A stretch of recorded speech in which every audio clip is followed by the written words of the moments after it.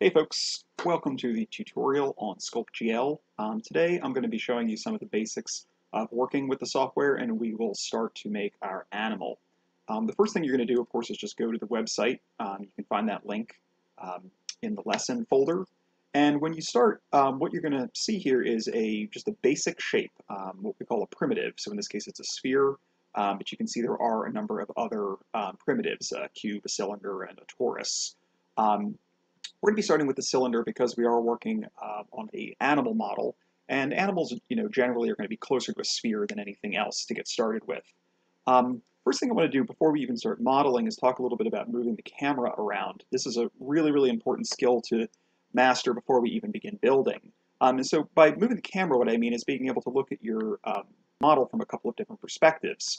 I'm rotating here, and the way I rotate is I simply right-click anywhere outside of my model. I am using a computer mouse here, so if I just right-click and move around, it does that. If I was using the trackpad, it works the same way. I simply would left mouse click on my trackpad and rotate around. All right. Now, zooming in and out is very easy with the mouse. I'm just going to scroll the mouse wheel to zoom in and out. If I was using my keyboard, all I need to do is pinch and to zoom on my trackpad. It works the same way. The last camera movement, right, instead of rotation and zooming, is what we call translating. And translating means basically moving the object up and down. So if I hold down the Alt key and I right mouse click, I can move the model up and down. Okay, so right mouse key will rotate, and if I add the Alt key, it will translate. Same thing if you're using the keyboard. Okay, so that's the basic camera movements. Rotate, zoom, and translate. Now let's talk about actually modifying our object. I want to talk about the three things you see over here on the right. There's three options: rendering, topology, sculpting, and painting. We're going to go through these, but I want to start simply. And so mostly we'll be working in the sculpting and painting module here. So if I drop this down, you can see I've got a bunch of different tools here. The one I'm currently on is Transform. And what Transform does is it brings up this editor here, I guess we'll call it. And if I grab different parts of it, different things will happen to my sphere. If I grab the pointy arrows, my object will move up and down, left, right. If I grab the cubes, it's going to scale. And I can actually use Control-Z to undo. Okay, so you can see I can scale in various directions. And then lastly, if I grab the parts of the circle here, the ones that are highlighting right now, it'll rotate. Now, because my object is a sphere, you're not going to notice it rotating. But let's say I were to scale it and then rotate, you can now see that it's certainly rotating. Okay, so I'll Control-Z back. So those are the various ways we would use the Transform tool. As I'm going to start thinking about the animal I'm going to build, I'm going to use these first to get a basic shape for my animal. And I've decided today the animal I'm going to build is an aardvark. So to start, I'm going to do a quick image search of this animal. The aardvark's a very unusual and interesting looking animal, often the first word in a dictionary, if you take a look at it. So I'm looking through the various photos of aardvarks, and I found one that I think is going to be a really good one for me to use. In fact, it's an illustration here. And so I like this one because I can see the animal from the side, but a little bit from the front too, and I can probably just use this one to get through my whole model. So I'm just going to leave this, this tab open so I can go back and refer to it as I'm making decisions about my model. Alright, so I'm going to switch back here. First thing I'm noticing is that if I try to see this as a sphere, I can see obviously I'm going to need to pull some of this clay out to make the tail, the legs, all kinds of things. But I want to basically just scale it a little bit before I even start any of that. So I'm just going to pull this out a little bit, and I'm going to rotate around and take a look here. It's looking slightly more aardvark-like. Okay. My next step is to change my tool. And so I've been using the Transform tool, and I'm going to switch to my Inflate tool. And what Inflate's going to do is basically just expand parts of it. So obviously, as I'm looking here, I need to expand out a little bit for the tail, the legs, and the head. So that'll be my first step here. To do that, I want you to notice that everything I do is acting in symmetry, meaning that if I start to inflate on one side, it's going to inflate on the other side. And that makes sense because most of our animals are going to be fairly symmetrical. The way I can change my brush is also found under sculpting and painting. So each tool has a bunch of different ways of modifying it, but the two that are most important here are radius and intensity. Radius just means how big is the brush. So if I start to scale this up, you can now see that it's going to inflate a lot. If I bring this down again, it'll inflate just a little bit. Okay. Intensity is how strong is the effect. So if I turn this up to 100 and I start to inflate, it inflates quite a lot. If I turn my intensity down, it'll just bring it out just a little bit. Okay. And that's going to be the same for quite a lot of the tools we're going to use. Okay, so to get started here, I'm going to set my tool to inflate. I'll turn my brush size up a little bit, and I'm going to bring my brush pretty much to the line of symmetry, right in the center here. Based on my video, I can see I want to inflate a little bit, sort of the front and bottom. So right around here, I'm going to use a fairly large brush. I'm going to start to inflate,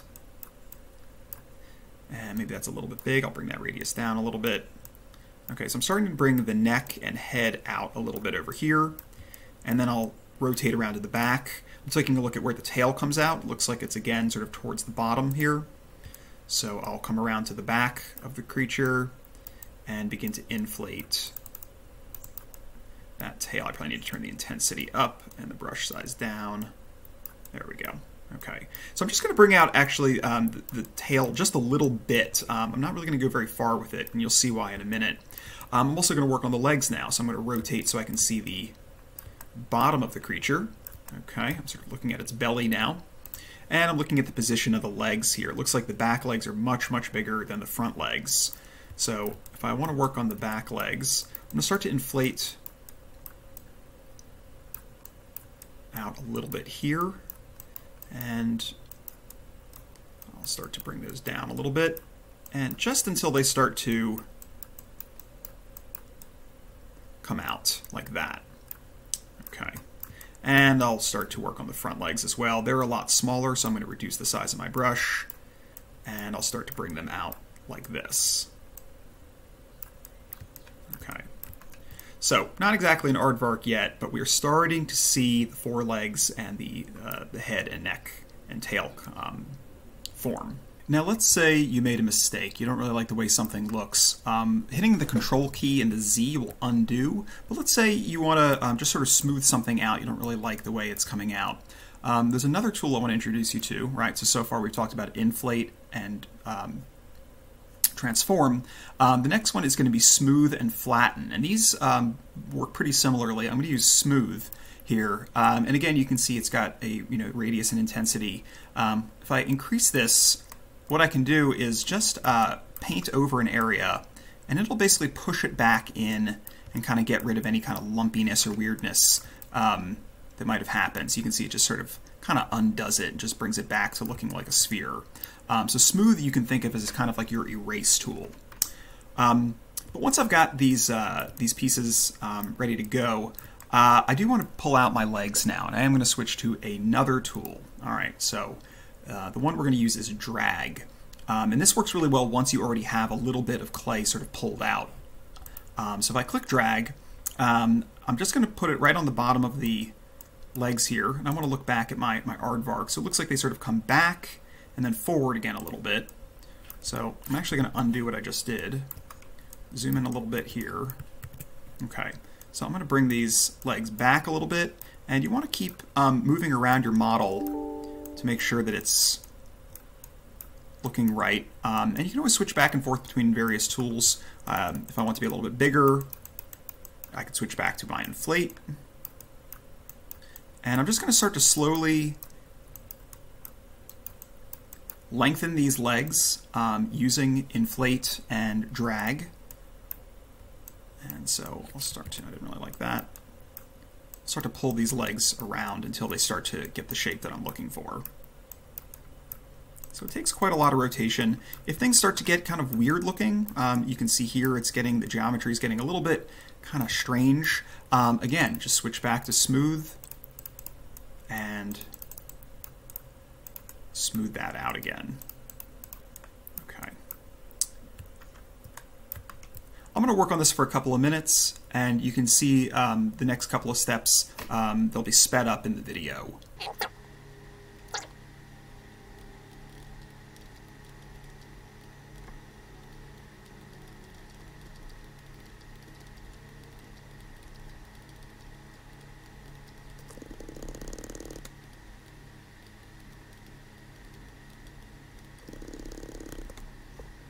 Okay, the last new tool I'm going to show you is going to be the brush tool. Alright, so we've talked about inflate, smooth, and transform.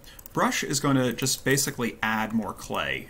So once I've got that leg pulled out a little bit, I'm just going to start to go to the bottom here and just basically start to paint a little bit more of this leg. I can do the same thing over here. I can start to basically add more just by painting. And so I'm going to go back to my reference image here and just sort of take a look at the overall size and shape. I can see the legs get a lot thinner as they get further down here, so I'm going to come in and basically start to paint more of the leg from below. And I can always switch back to my drag tool as well to help kind of pull that out.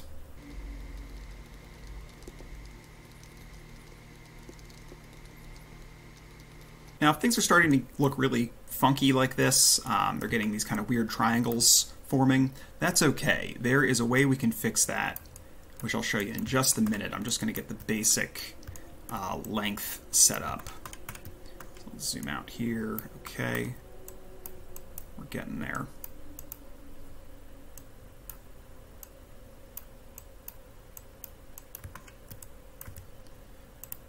And go back to my reference. Okay, it's looking pretty good. I'm going to lengthen these legs a little bit more here.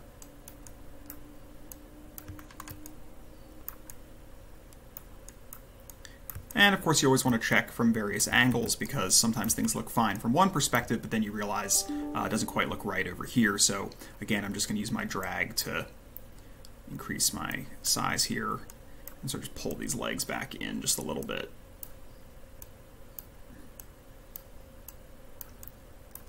Okay, that's a pretty good start. All right, now about these triangles, and these might have happened in other parts of your project as well. To get this cleaned up here, what I'm going to do is move into one of the other two modules up here, the topology and rendering, and I'm going to drop down the arrow next to topology. You don't want to change anything here that's already been set, but I do want to click the remesh button here, and you'll see what'll happen. Now we can smooth that out. So I'll go back to sculpting and painting, click on smooth, and I can get rid of a lot of that sort of funkiness there.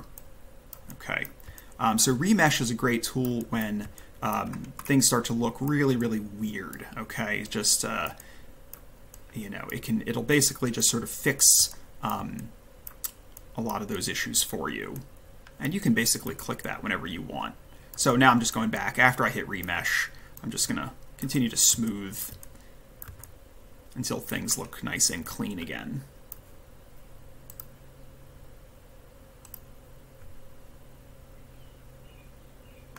And I did hit remesh again there. I'm going to work on the head and tail now. So again, back to my reference. I can see I need to use probably a combination of inflate, draw, and drag to pull out the face. So let me close topology. I'll switch to my drag tool. I think a slightly smaller brush here is probably going to be a little better. Maybe a little bigger.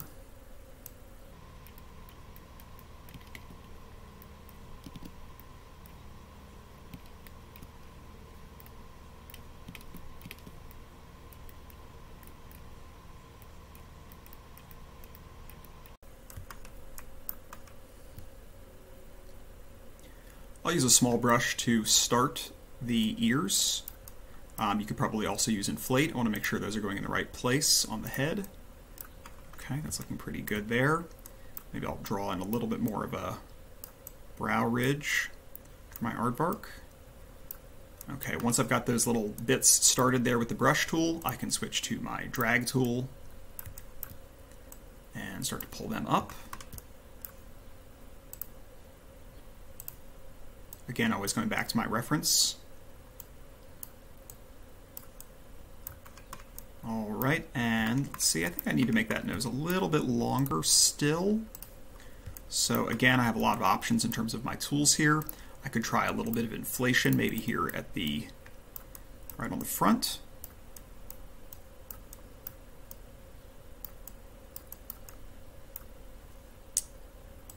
And then I'll drag that top of that snout down just a little bit. And I'm starting to get there, I think. Let's do the same thing with the tail. I'll come over to the tail, rotate around. Again, since I've already got a little bit of inflation here, I can now use my drag tool. And I'm just going to drag that down. Again, take a look at my reference. Looks a little bit thick here. So I'm going to reduce my radius here. I'm just going to drag this in a little bit. Maybe what I need to do is actually just back up entirely before I drag that. I think I'm just going to make the brush a little bit smaller before I drag, and that should help. Now you can see by accident I split the tail there, so sometimes dragging, again, you really have to check from a lot of angles to make sure you're pulling it the right way.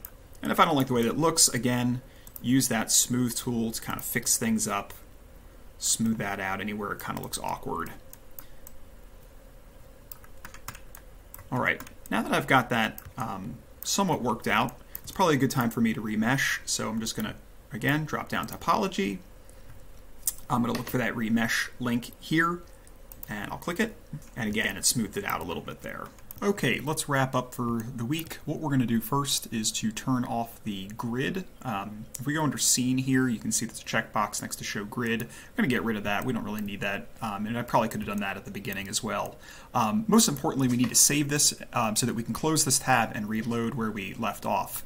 Very simple. So all we need to do here is scroll the mouse over File, and I'm looking for the save.sgl link, so I'll click that.